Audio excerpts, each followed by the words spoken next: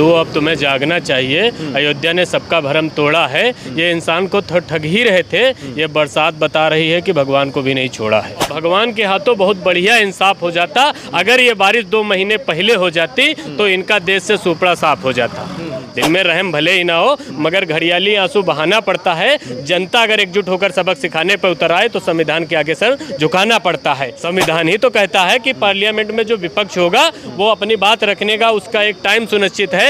सबको बराबरी से मौका मिलना चाहिए कि नहीं, क्योंकि विपक्ष अगर नीट की बात कर रहा है तो क्या उनके अपने लड़कों के लिए बात कर रहा है? वो बात तो सबके लिए कर रहा है। क्या लगता है जो इस समय अयोध्या में खासकर जो रामपथ और मंदिर है, मंदिर की छत रामलला जहाँ विराजमान है, वहाँ पे इस समय पानी टपक रहा है, तो क्या लगता है इसमें क्या भ्रष्टाचार का या कहाँ कमी रह गई है? इसके लिए मैं एक लाइन से शुरुआत करूँगा कि हिंदू अब तुम्हें जागना चाहिए, अयोध्या ने सबका भरम तोड़ा है।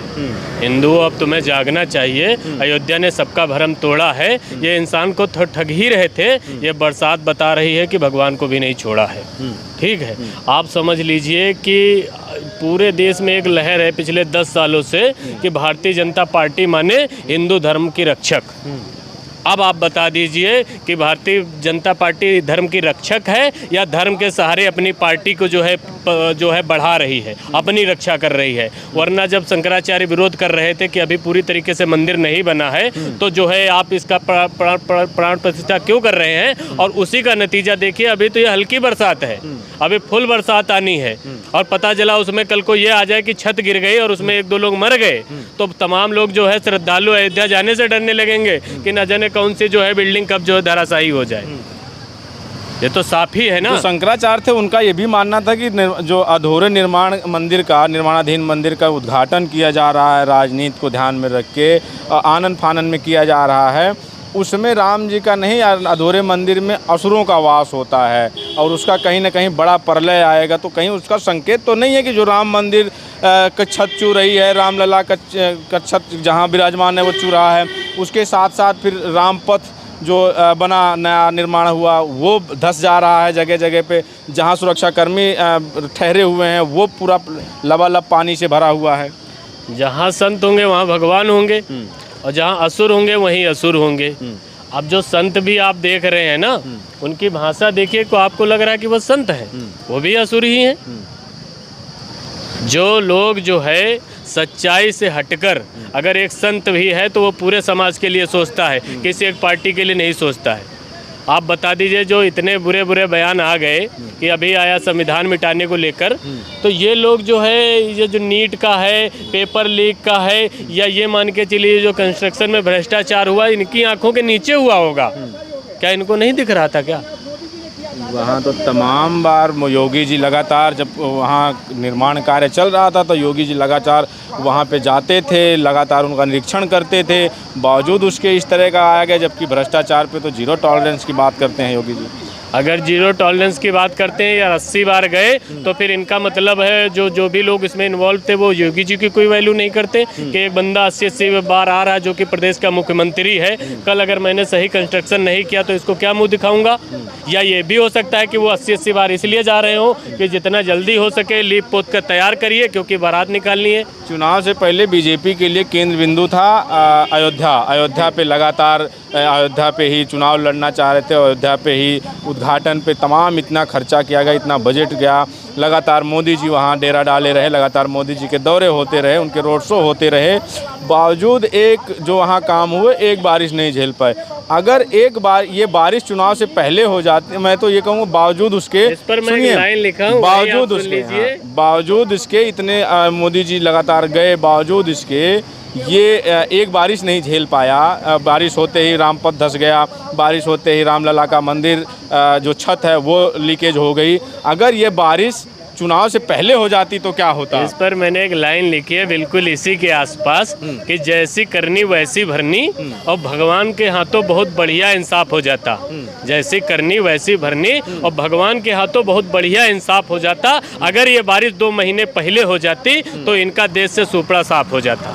समझ रहे, इनके पास कुछ भी नहीं बचता। यही बात साबित हो जाती कि जो शंकराचार्य कह रहे हैं वही सत्य है कि ना तो ये काम धर्मानुसार कर रहे हैं, ये अपनी राजनीतिक राजनीतिक महत्वाकांक्षाओं के लिए सबको रिस्क में डाल रहे हैं। अभी रोड धसी है, मान लीजिए रोड के उसे धसने के साथ किसी के जान माल का कोई नुकसान हो जाता, तब क्या कहा जाता। जहां पानी भरा है, जहां पर एक दीवार पलटी है, देखिए होंगे आप, अभी 4-6 दिन पहले आइए कि दीवार पलट गई है, अगर इनमें किसी के जो है जान माल का जो है नुकसान हो जाता, तब क्या कहा जाता कि जो चीज़ें भगवान के लिए बनाई गई और वो लोगों के जीवन के लिए नुकसानदायक हो रही हैं।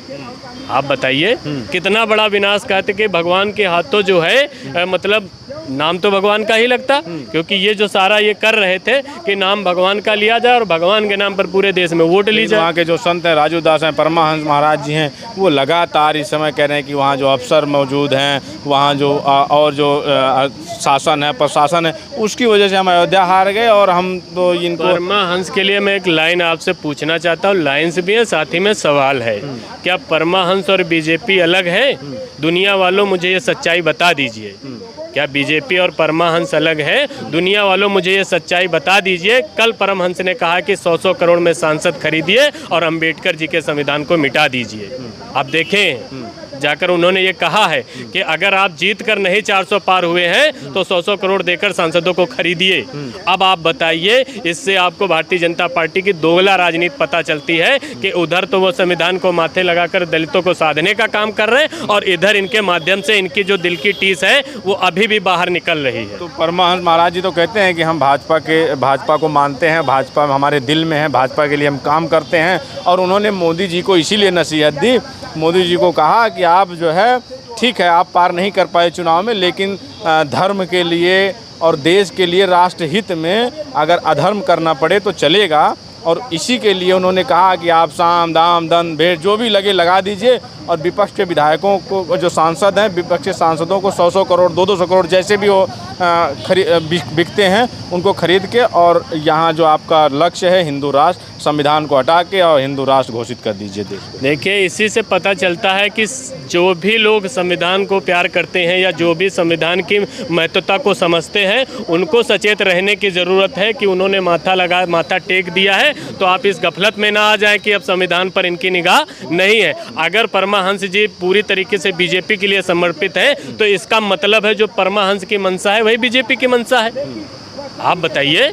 अब तो संविधान जो मानने वाले लोग हैं, खासकर दलितों के लिए या जो पिछड़े वर्ग के लोग हैं, जो संविधान आरक्षण को मानने वाले लोग हैं, जो आरक्षण के दम पर जिनके जीवन में सुधार है, आप उनको कहिए। तो वो लोग जो है खासकर उनको अब साधने के लिए कहा जा रहा है कि तो विपक्ष ने एक नैरेटिव सेट किया, एक अफवाह फैलाई कि संविधान खत्म हो जाएगा, आरक्षण खत्म हो जाएगा, लेकिन वो ऐसा नहीं था। वो दलितों के लिए और उनके लिए नहीं था, वो मुस्लिमों के लिए हम लोग कर रहे थे कि मुस्लिमों को यहाँ जो आरक्षण देने की बात हो रही, उनको हटाना और मुस्लिमों को यहाँ से भगाओ और हिंदू राष्ट्र, ये सिर्फ हिंदुओं के, हिंदुस्तान का जो बंटवारा हुआ था वो हिंदू मुस्लिम के आधार पे हुआ था, तो इसलिए इनको भगाओ और सिर्फ इसको हिंदू राष्ट्र घोषित। आप बताइए, कसाई की तलवार पूछती है कि मैं बकरा काटूंगी या मैं केवल बकरा काटूंगी? वो तो जिसको समझेगी काट देगी, ठीक है। और फिर 400 किस लिए मांग रहे थे? जब 273 पे सरकार बनती है, 400 मांगने का क्या मतलब है? अब तो एक लाइन मैंने पहले भी बोली है कि दिल में रहम भले ही ना हो मगर घड़ियाली आंसू बहाना पड़ता है। दिल में रहम भले ही ना हो मगर घड़ियाली आंसू बहाना पड़ता है। जनता अगर एकजुट होकर सबक सिखाने पर उतर आए तो संविधान के आगे सर झुकाना पड़ता है। ये नहीं झुका रहे हैं या इन्होंने नहीं झुकाया है, जनता ने जो परिणाम दिए हैं वो उसकी वजह से ये मजबूर हुए हैं कि अभी तो थोड़े लोग जगे हैं तब ये हाल है, और अगर 2029 और 2027 में जग गए तो हमको हमारा पूरा बोरिया बिस्तर गोल कर देंगे। क्या आपको भी लगता है कि संविधान खतरे में, जिस तरह से विपक्ष के लोग राहुल गांधी, अखिलेश यादव सबको संविधान लेके वहाँ जा रहे हैं, संसद में जा रहे हैं, संविधान दिखा कसम खा रहे हैं? कोई फर्क पड़ा इस बात का? माइक बंद किए जा रहे हैं संसद में। संविधान आपको क्या लगता है कि एक किताब को मिटाना संविधान मिटाना है? संविधान मतलब है कि वो जो स्ट्रक्चर है, वो जो पूरे देश में लागू है, वो जिस तरह लोग देश में लोगों को चलना है, जिस तरह बोलने की आज़ादी होनी चाहिए, वही सब तो मिलाकर संविधान बनता है। आप बताइए, इस समय पार्लियामेंट में माइक बंद करे जा रहे हैं कि नहीं बंद करे? चर्चा मांग चाहता है ये क्या है? ये संविधान ही तो खत्म करना है। वो पार्लियामेंट किस लिए बना है? ताकि पक्ष और विपक्ष, अगर विपक्ष को कोई चीज़ गलत लगती है तो वो जो है उस पार्लियामेंट के अंदर उस पर चर्चा करे और सरकार को विवश करे कि उस पर आप कोई चीज़ करिए, कोई एक्शन लीजिए। एक्शन ये क्या ले रहे हैं कि आवाज़ दबाने वाला। आप माइक बंद कर दीजिए, आप इसे क्या कहेंगे? ये संविधान खत्म होना नहीं तो और क्या है?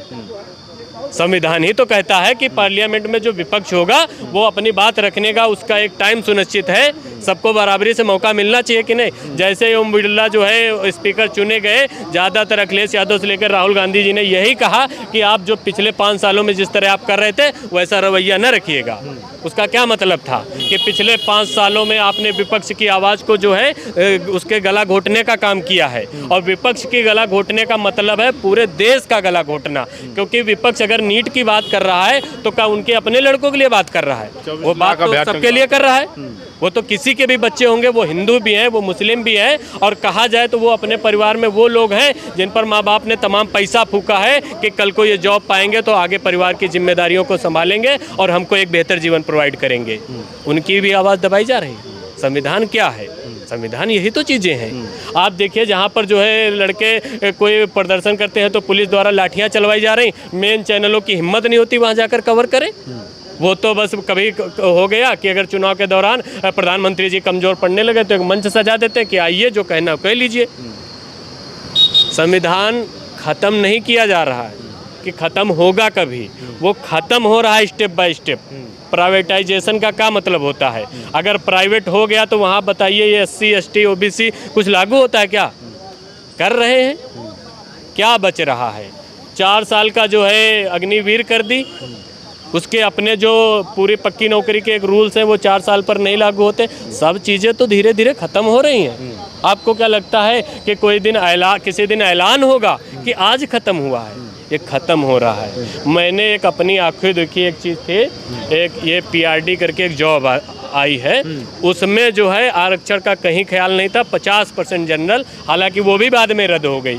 ये तो वो भी नहीं कराते, मनसा भी गलत रखते, उसके बाद भी नहीं करा पाते। और अभी आप जो है काका से पूछ रहे थे कि मतलब दोबारा यूपी पुलिस का पेपर कब होगा। मैं कह रहा हूँ दोबारा कब होगा उससे बड़ी बात ये होगी, उससे बड़ा प्रश्न ये होगा कि दोबारा होगा तो लीक होगा कि नहीं होगा, उसके रिजल्ट आ पाएंगे। इतनी सरकार जो विश्व में बताती है कि हमारा डंका बजने लगा, आज भारत की ये हैसियत नहीं बची है कि एक पेपर ईमानदारी से कंडक्ट करा पाए। बताइए, सीमा सुरक्षित रख नहीं पा रहे हैं, सैनिकों पर हमले हो रहे हैं, महंगाई बेरोजगारी पर इनका कंट्रोल नहीं, अयोध्या में रोडें धंसी जा रही हैं। अब बताइए इनके पास क्या बचा है? वही इनके पास एक राग बचा है कि हम नहीं होंगे तो मुसलमान आपको खा जाएंगे।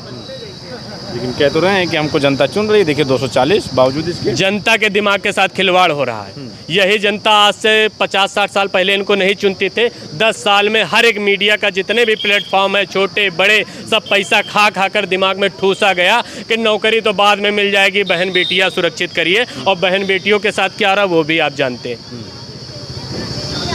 यह सरकार सिर्फ और सिर्फ प्रचार पर चल रही है 10 सालों से।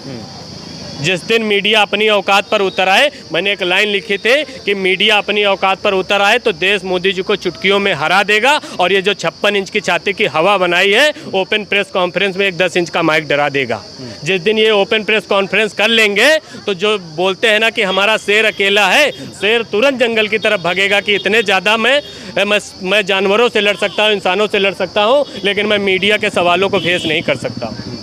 तो लगता है कि मीडिया का कहीं ना कहीं बड़ा रोल रहा है इसमें। मीडिया का बड़ा रोल नहीं, मीडिया का पूरा रोल रहा है। एक लाइन मैंने लिखी कि ईमानदार बस संघर्ष करते रह गए मगर बेईमानों ने मंजिल पा ली है। कौन रोशन करेगा दुनिया को, अब सुना है सूरज ने अंधेरे से घूस खा ली है। जिनका जिम्मा था देश को बताने का कि ये लोग क्या कर रहे हैं, उन्होंने ठेका ले लिया देश को गुमराह करने का। उसी का नतीजा है आज हिंदू भी परेशान है, लेकिन उसको लगता है कि ये नहीं होंगे तो जो है हमको मुसलमान खा जाएंगे।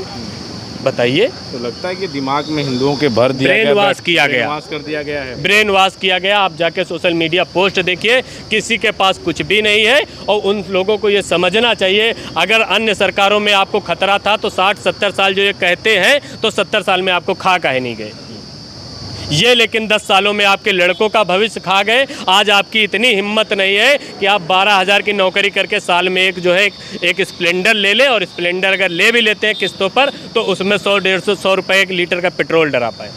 चलिए। तो ये हमारे साथ बात कर रहे थे, तमाम मुद्दे हैं, तमाम लोग, इनका मानना है कि जो खासकर सरकार नीट से भाग रही है, नीट के पेपर पे नहीं, उस चर्चा पे भाग रही है, स्टेप बाय स्टेप संविधान ख़त्म किया जा रहा है। आपकी क्या प्रतिक्रिया हमें ज़रूर बताएं, बने रहें हमारे साथ। मिलते हैं किसी और जगह से। हमारे सहयोगी कैमरामैन अभिषेक सिंह के साथ बबलू, लखनऊ।